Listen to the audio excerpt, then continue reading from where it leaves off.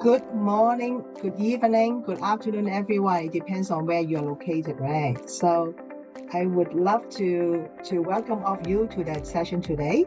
My name is Rita Choi, founder of A-Shake-HRM and also A-Shake HR Women Club. A-Shake-HRM is an international organization for human resources practitioners to stay ahead of the curve, keep abreast of latest information trends and best practices. And we do have networking platform on social media. And also we have monthly webinars such as this one. And then also we have programs such as mentoring programs as well as the HR business partnering program.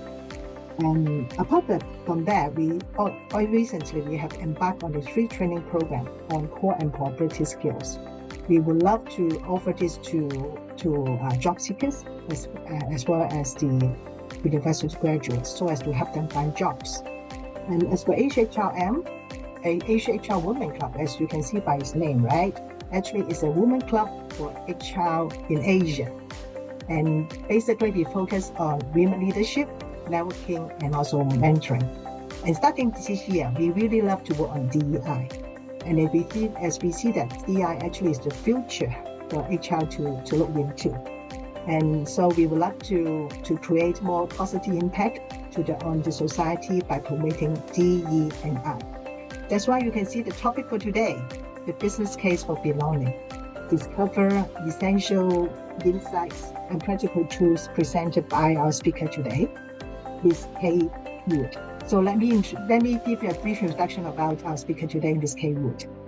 Ms. Kay Wood leads Diversity, Equity, Inclusion at Ernst & Young for Asia Pacific Financial Services.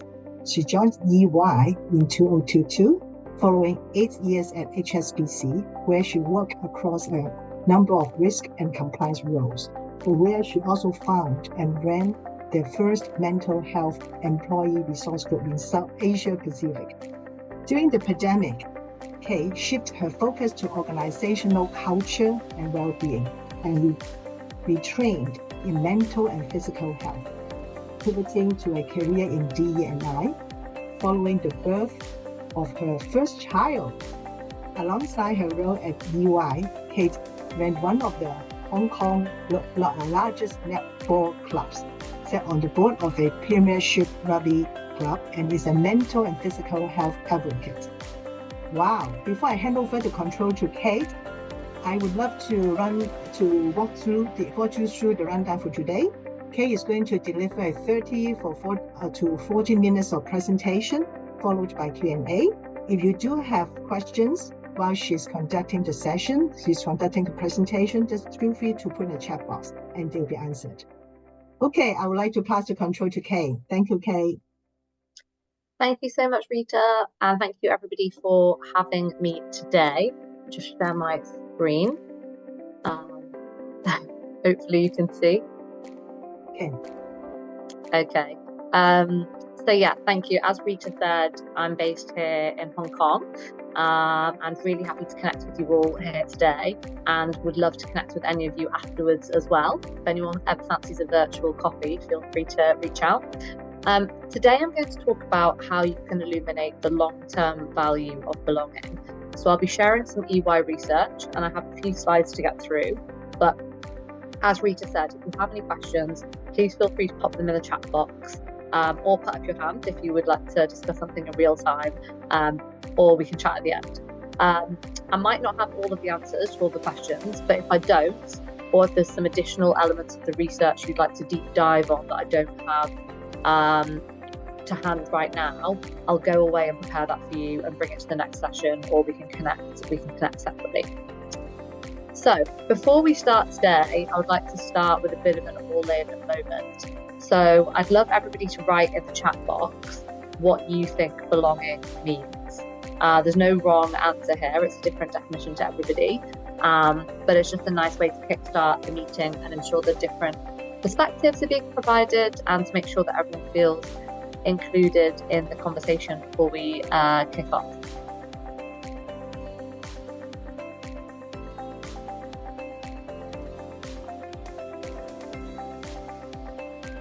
Being included, definitely.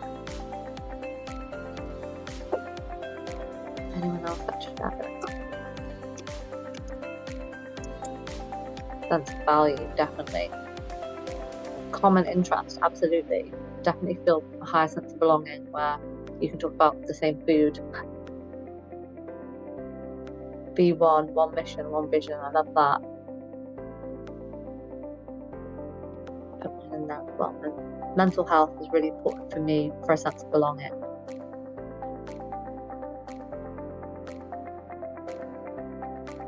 Sense of security, definitely. These are all great ideas. Staff engagement strategy, definitely.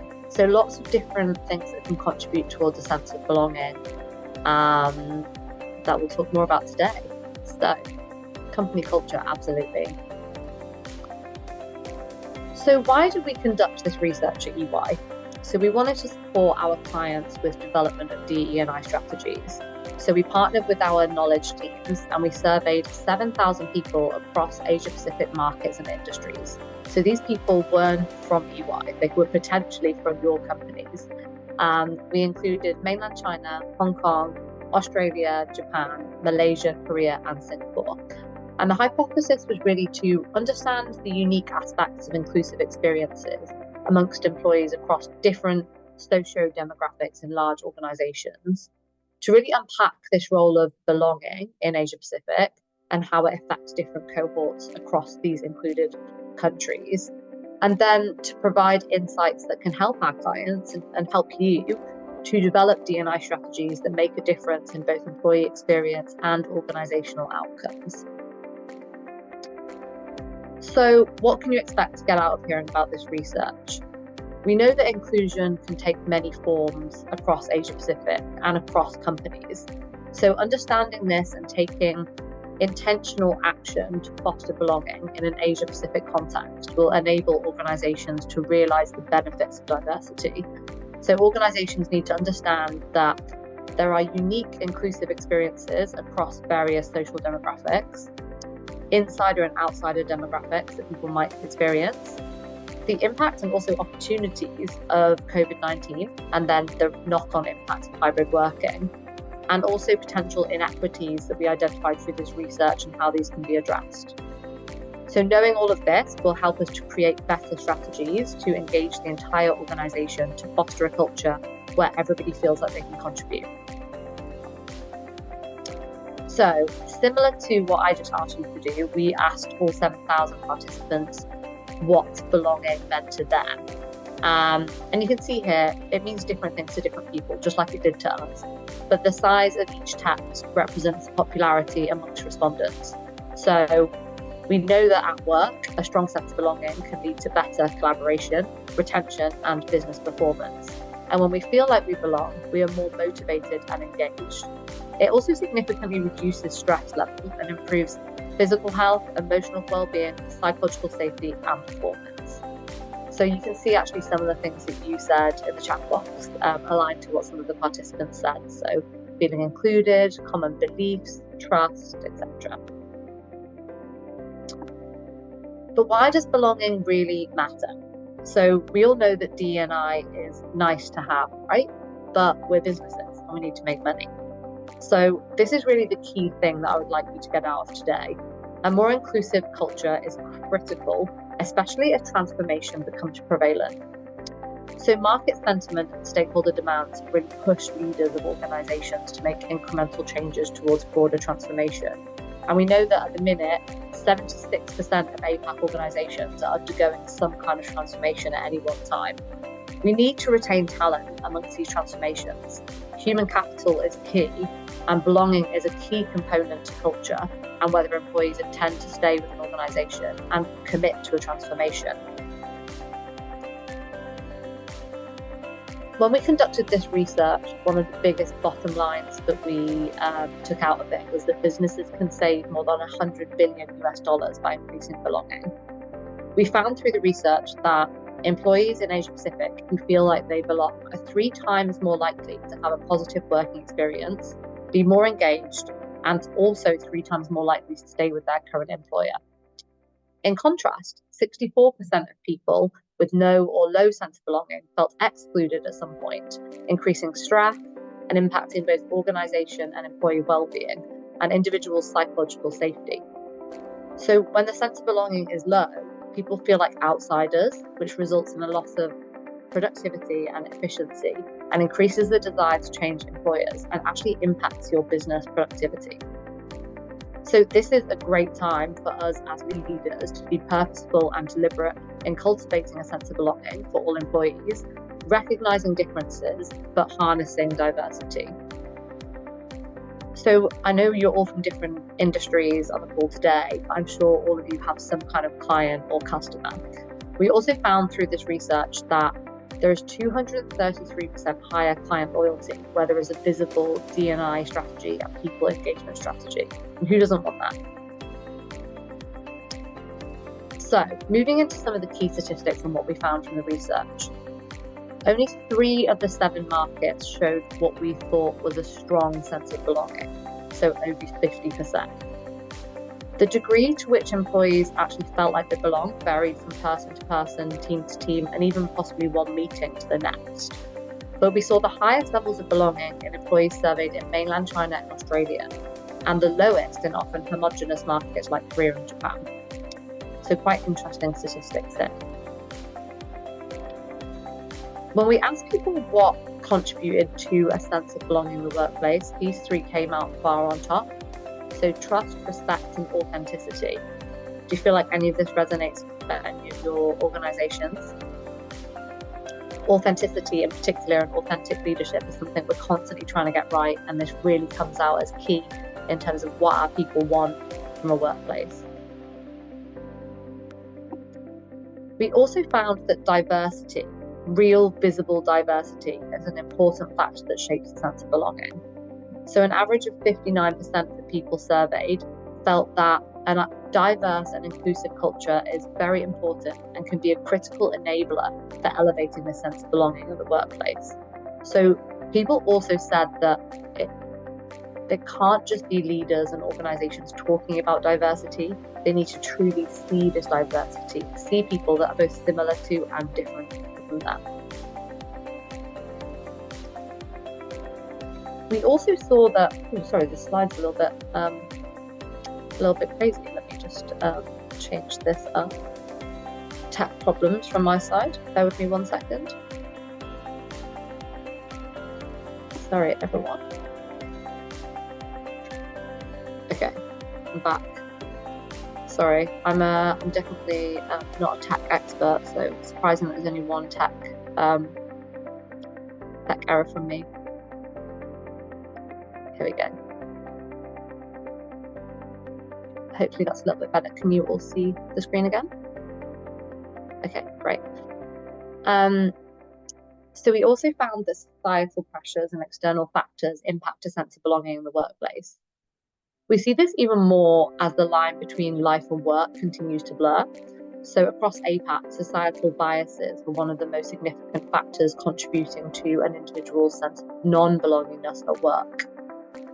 On the other hand, we also saw that some societal pressures could have a stronger impact for a particular group of people compared to others. For example, a large percent of respondents from LGBT+ workplaces felt harassment, discrimination, and lack of social acceptance as significant factors that contribute to a feeling that they don't belong. Societal and family expectations and inadequate preparation to deal with external pressures in education is also found to have a greater impact on women's sense of belonging at work compared to that of their male counterparts. We also saw societal bias towards cultural identity, plus societal bias towards religion, race, ethnicity, national identity, birth, native language, and also relationship status. So you can really see these different groups coming out and how that's perceived in the workplace. We also saw mention of lack of public support and lack of access to healthcare, discrimination in the community, and harassment in community and society as well. So lots of different elements for you to consider in your D&I strategies when you're thinking about how to create that diverse group and also to make sure that they feel like they belong. So hybrid working, a very hot topic, I'm sure, amongst lots of different organisations, and we're seeing a big move and shift towards return to the office. But we really found that hybrid working arrangements have a significant and positive impact on the experience that employees have at their workplace, and in turn, their feelings of belonging. So, whilst hybrid working can increase the sense of belonging amongst the middle management and senior leadership somewhat, its impact is more pronounced amongst junior staff, suggesting that if implemented correctly, hybrid working can really play a key role in elevating belonging, particularly amongst this group.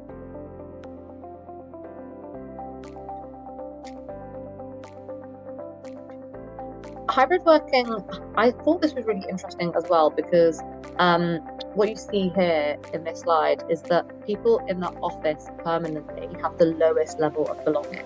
And this did differ market to market, but in places like Hong Kong and Singapore, we found hybrid working had the highest levels of belonging, the most positive work attitude, and also the strongest retention of employees. So one to think about when you're drafting these hybrid working policies on a go-forward basis.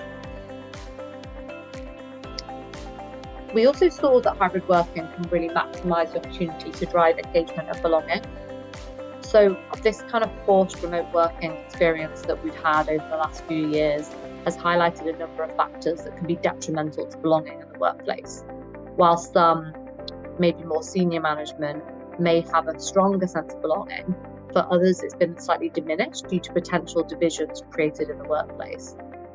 So what we found was, to make hybrid working successful, effective mechanisms for inclusive communication practices, increased collaboration, and agile social and professional interactions really need to be established to address the downside risks stemming from feeling distanced as a result of irregular interaction and separation dynamics in the workforce.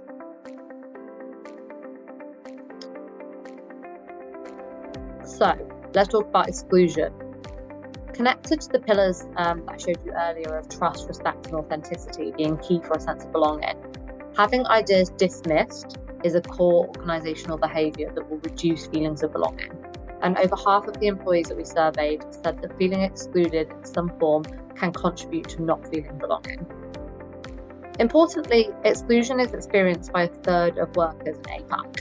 And similar to other global research, most employees consider exclusion to be one of the key forms of bullying experienced in Asia Pacific. The resulting stress is most experienced feeling associated with this exclusion at work across all age groups.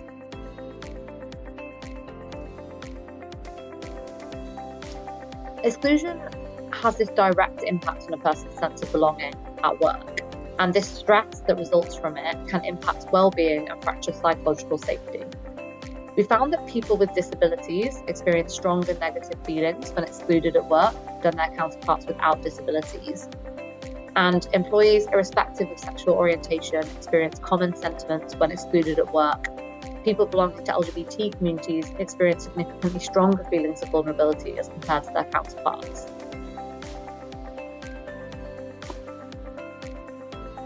What we know from all of this research is that boosting belonging in the workplace is within our control and within the control of organisational leadership. We found there are 4 key pillars that can drive the level of belonging employees experience in the workplace. And importantly, organisations' leadership teams have the ability to impact on all 4 pillars, either directly or indirectly. So first, if we look at organisational diversity, while it's recognised that diverse workforces deliver organisational benefits, such as increased creativity and productivity, this research demonstrates a significant relationship between workplace diversity and employee retention through the medium of workplace belonging. Organisations that are able to achieve a diverse workforce, including people that have different backgrounds, demographic profiles, and attitudes, are able to achieve a workforce that feels belonging and is more likely to stay. If we then look at the leadership approach to D&I, organisations that have effective D&I strategies in place and that are seen to deliver real impact for employees achieve notably higher levels of belonging. A strong connection between the leadership approach to D&I and organisational diversity pillars exists, in that a key objective of a successful D&I strategy should be to deliver a workforce that includes a diverse range of employees. If we look at employee seniority, an employee's position in the organisation's hierarchy can play an important role in determining their feeling of belonging. While there will always usually be a hierarchy, this research offers insights into how belonging can be increased at all levels. Finally, personal factors. Whilst personal factors of the employees such as gender, ethnicity, sexual orientation and background can impact on employees' feelings of belonging, the relationship between these demographic factors and belonging tend to be notably lower than the other three pillars. However, there is a key relationship with organisational diversity. So what can we do? We really found that of all of this, there are 6 clear actions for leadership that can be taken forward in your organisations. Number 1, building a diverse, equitable and inclusive workforce. Number 2, promoting a culture of trust, respect and authenticity. Number 3, continuing to leverage hybrid working where possible. Number 4, implementing systematic feedback, recognition and check-in initiatives across all levels. Number 5, addressing exclusion and bullying to minimise risk. And then finally, number 6, removing the optionality of DE&I and tying this to your business purpose. These actions can be deployed no matter the size of the organisation, whether you're a bank of 30,000 employees or a hedge fund of just 3. Hopefully these provide a little bit of food for thought in terms of next steps.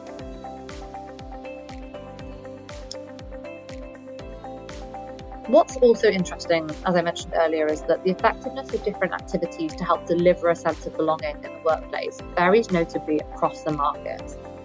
For example, employees from Australia and Singapore value a more personal and emotional approach via personal check-ins to help them feel like they belong, whilst these methods would not have the same impact across the other markets. In the case of Japan, South Korea, China and Hong Kong, employees value more objective-based activities, such as systems that provide opportunity for feedback that helps developmental growth and public recognition.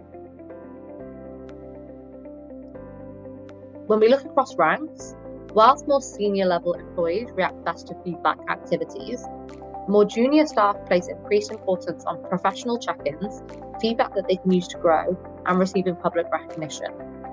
Importantly, we also need to look at this in conjunction with the market differences on the previous page, where, for example, staff in Australia and Singapore are even more receptive to check-ins.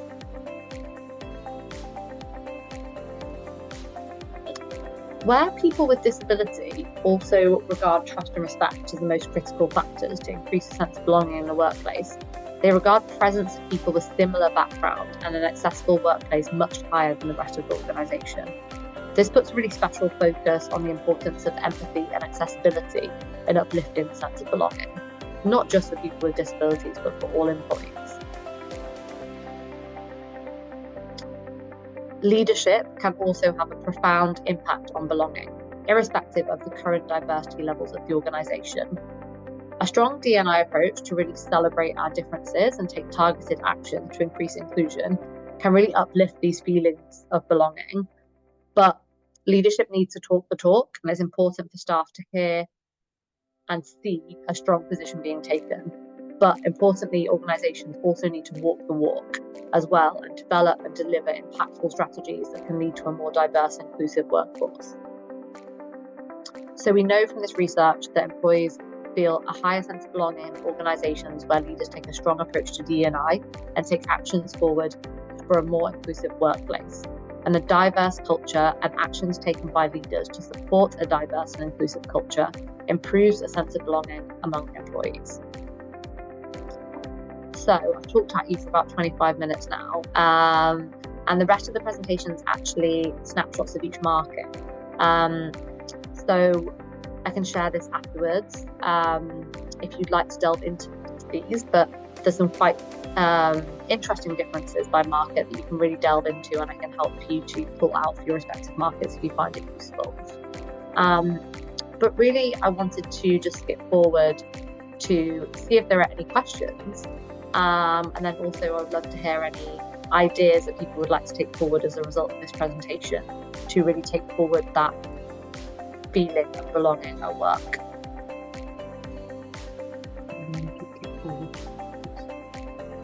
Okay, actually, I have the questions while I was listening to your presentation. Can I bring up a question now?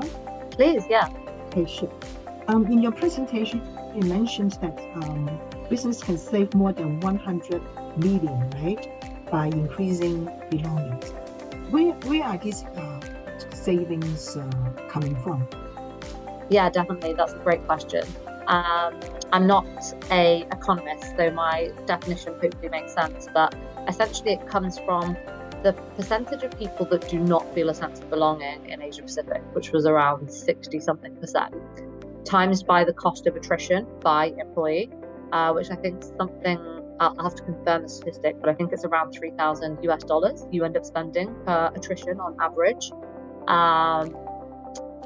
And then that kind of calculation takes you to the saving that you could have if you enhance the retention of those employees.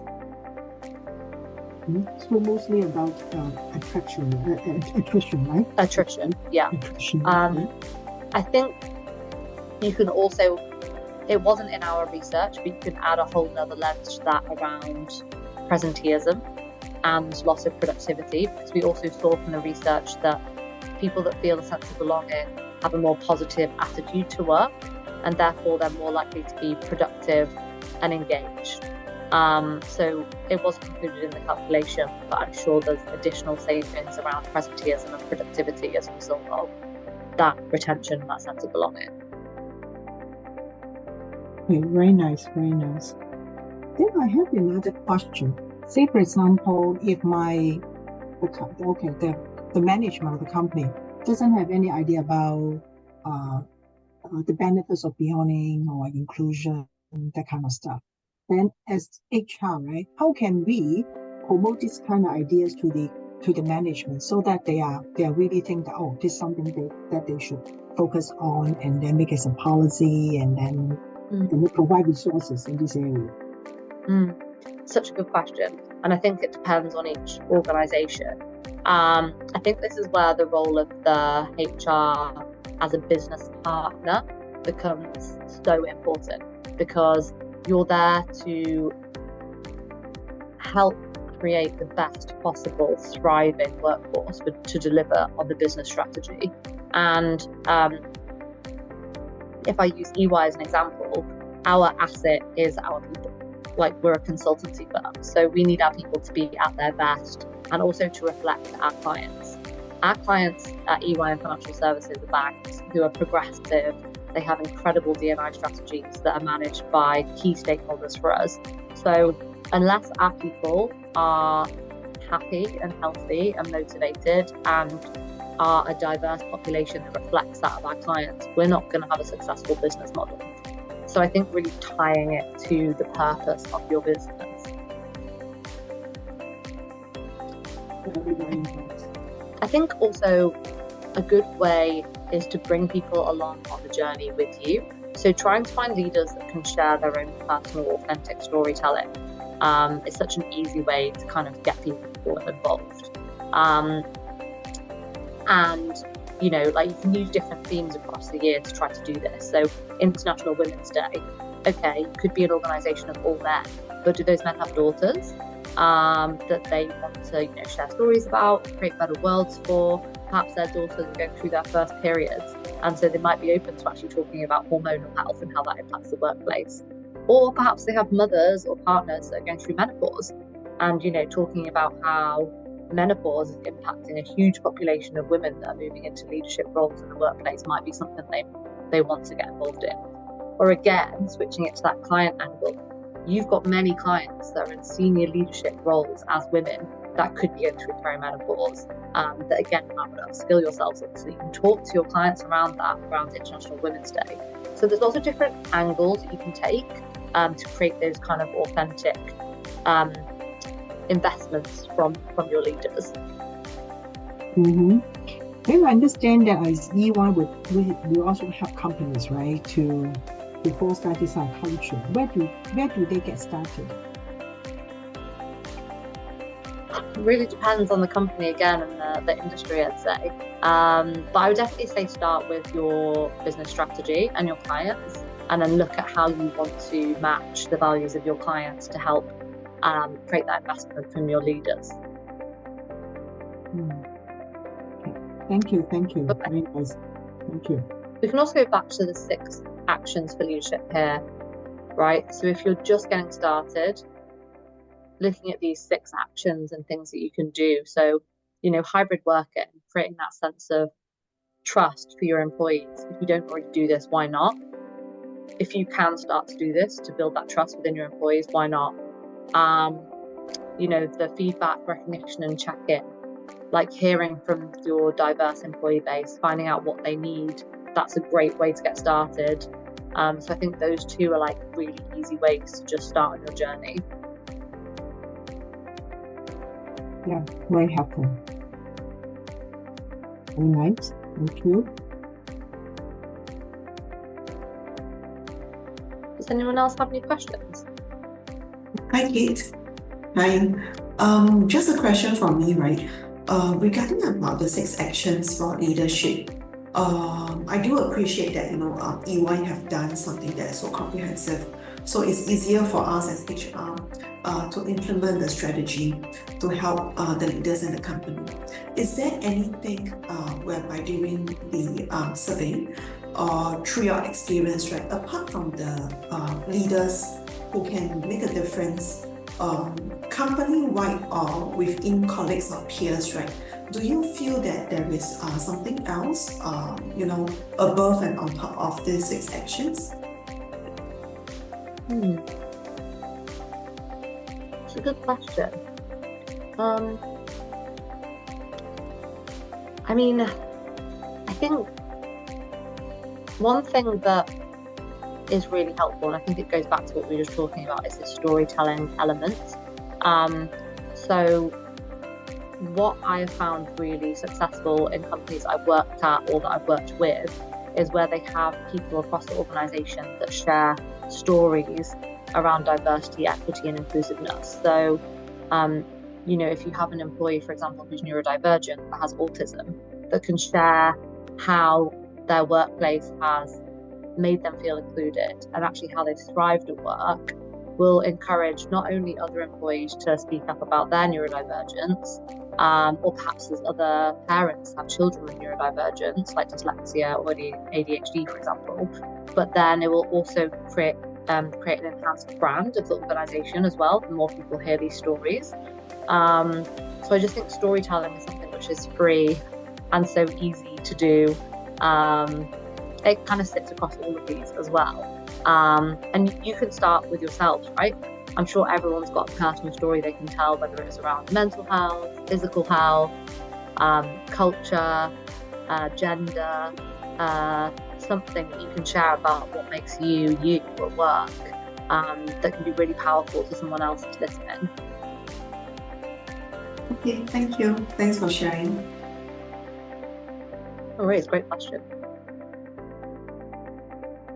The other thing as well, Adeline, I don't know if you have this at your organisation, but employee resource groups are just so powerful in terms of driving D&I change, because yes, it's important to have leaders and HR teams that can, drive change, but employees that are of all ranks from the business, creating these groups of common interest are so powerful.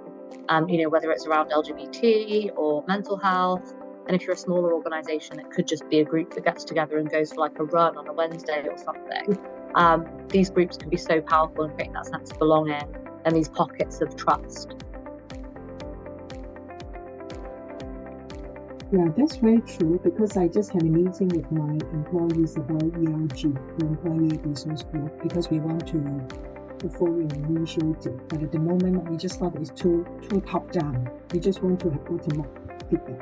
That's why we're thinking of ERG to get more buy-in and also more involvement of the staff, and then subsequently it will create a voice representing employees to tell the management what's in their mind, what the management should consider. So I think ERG is very powerful. Yeah.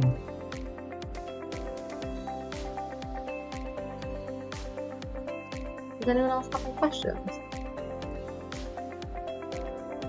How about Marie? Righty, Marie, you there? Any Actually, I'm questions? interested with this one because why? Because actually now I'm in education industry, right? And most of our stuff we have a diverse culture, diverse um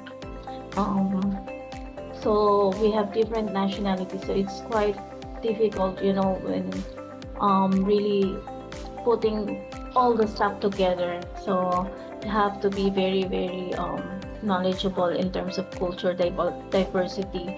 And then because sometimes from other cultures when they do this, it's normal, it's not rude, but in other countries or other culture it's rude, right?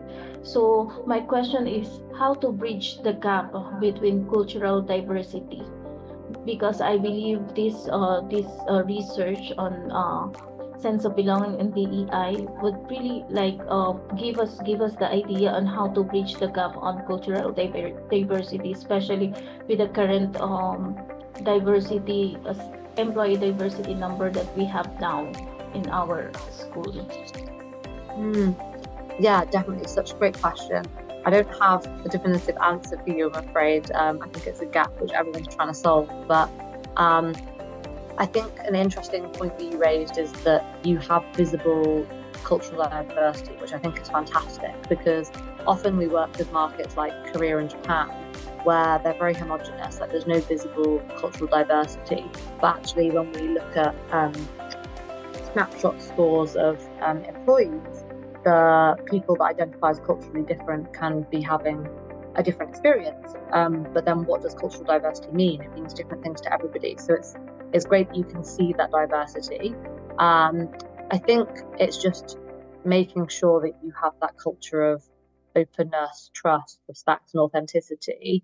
I know it's hard and sometimes overwhelming to feel like you can honour every single culture.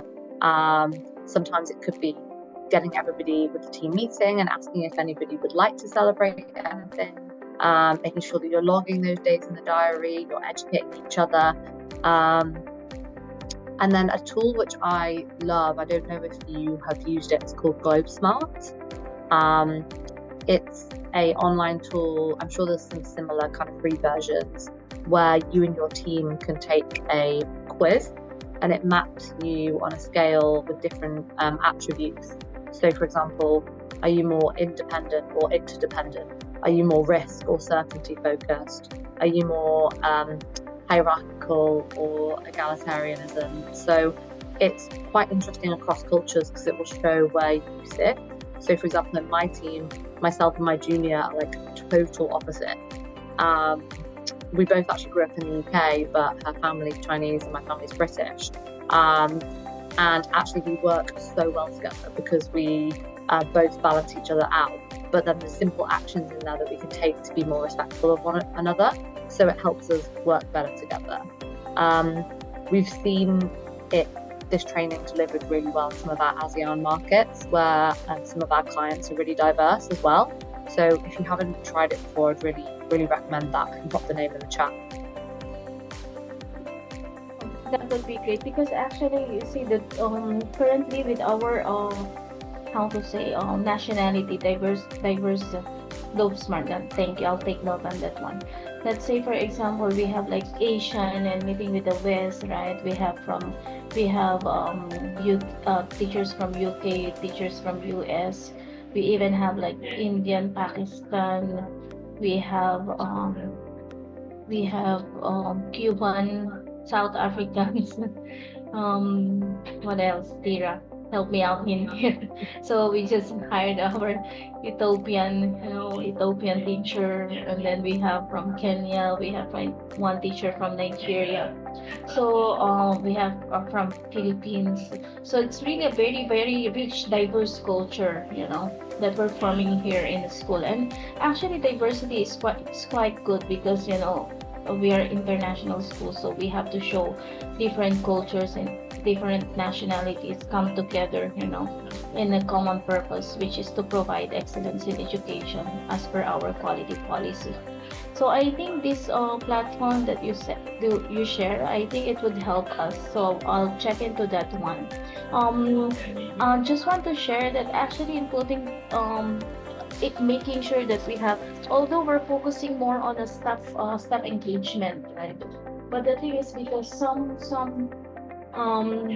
like for example, if we are in Cambodia, so I've been in Cambodia for like 16 years now, and I feel that being in Cambodia, I adopted already the Cambodian culture, so I know how to navigate um culturally in Cambodia.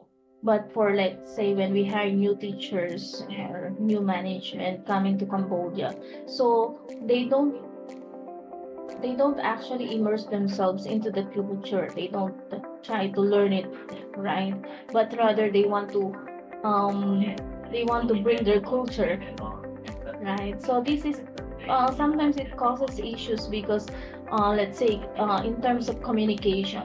So there are some in Cambodia, there are some words that you cannot use, or maybe I can say in Asia, right? So when you use some words in Asia, you might sound like rude, but actually in other Western countries or European countries, those words are normal words that they use every time. So these are the things, these are the gaps, and probably because also like in terms of beliefs, like really not, we're not talking about religions because it's a broad topic, right? It's about mainly cultural differences. So we're trying to bridge that out by putting more staff engagement activities. But it would be really good if we can find it like what you said, right? In this Globe Smart, where we can find a common denomination between each culture, so we can map up which one we are. Oh, so let's say for example, so Malaysian and Filipinos are alike on these ways, right? Indian Pakistan or Indian Philippines, we have celebrate this kind of celebration, or we believe in this type of superstitions, but actually we're the name is just different, right? But it's basically the same thing. So these kind of things, I think that one can help us to navigate with all these cultures, cultural differences. Because as an HR, I think it's our responsibilities to bring people together. Yeah, definitely. Yeah. Give the tool a try and let me know how it goes. Happy We'll to do have that. a conversation offline if that's helpful. Sure. Thank you, Kate. About Maria, I think you're right. It's quite a challenge, right, to cope with people of different nationalities, with different culture, working together. Yes. Actually, it's very challenging, because as you know, Cambodia is a very conservative country, right? So it's quite difficult to navigate and then to make them understand that in Cambodia we don't do that. You have to be respectful and such and such.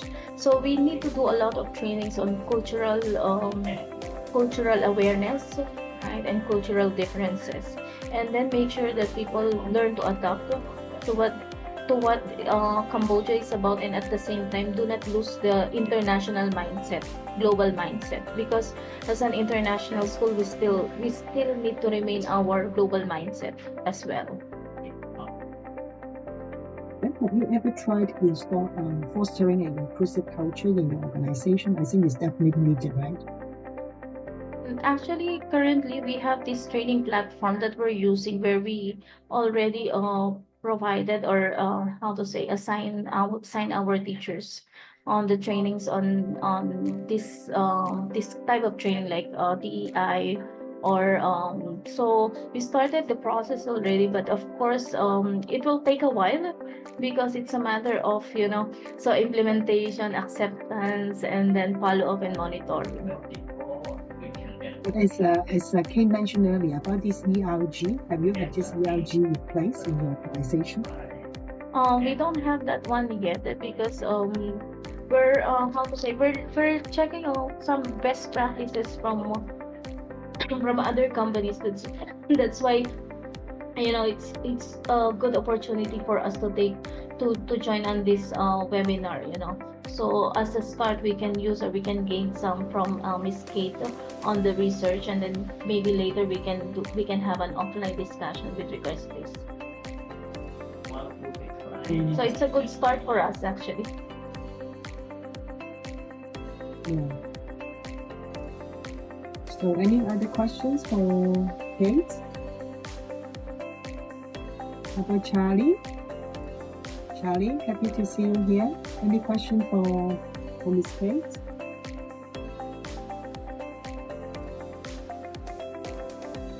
If you think of any questions that you want to ask later as well, feel free to just ping me on LinkedIn.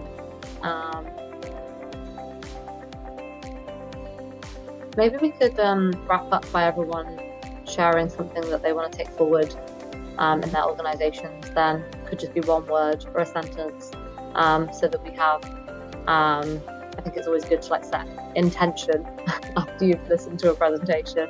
Hopefully something resonated with you. And share them in the chat box, or just say out loud.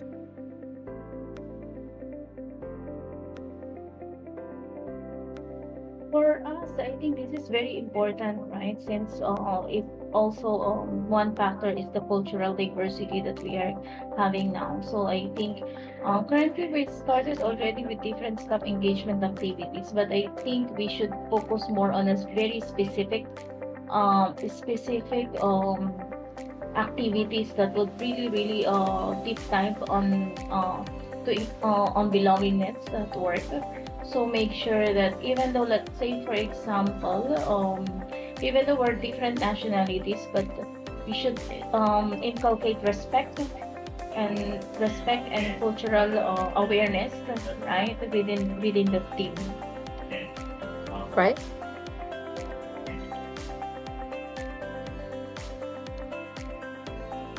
Does anyone else have anything they want to share in the chat? Or...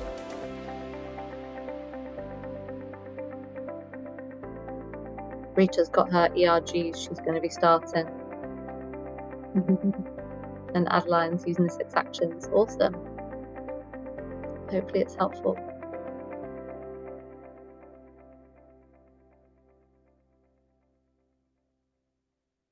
I think we can start with our management team for this one. So because we should management team should have this one, and then we can cascade down to the respective department. Right. I have a question, because your last question, what action will we take, right, to take forward to, I think, to enhance this belonging culture in our organization. So it's a start. What should we do? Should we conduct a survey to know where we are now at before we come up with an action plan? Do you have, I mean, many organizations already have existing data that they can use. So like at EY and at HSBC, we had whole company surveys we did a number of times a year, so we could just use that data to drive the strategy. Or you could use exit interview data, or you could drive some questions through your ERGs as well. If you don't already have data, I would definitely say collect some. I think that goes into the action around systematic feedback and check-in initiatives. But